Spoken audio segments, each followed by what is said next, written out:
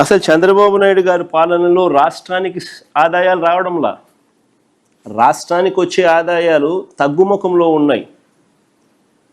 పెరుగుదల అనేది మిగతా రాష్ట్రాలతో పోలిస్తే మనం ఎందుకు పెరగడంలా? కారణం రాష్ట్రానికి సంబంధించిన ఆదాయాలు రాష్ట్రానికి రావడంలా.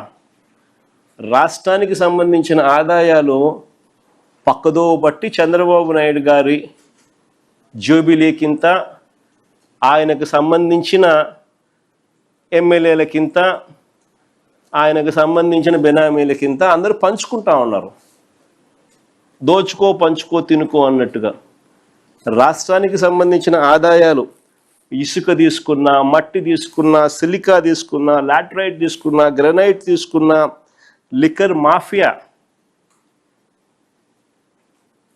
ద్వారా లిక్కర్ ఆదాయం తీసుకున్నా, లేదా ప్రభుత్వ భూములు ఎడాపెడా నచ్చిన వారికి నచ్చిన రేటుకు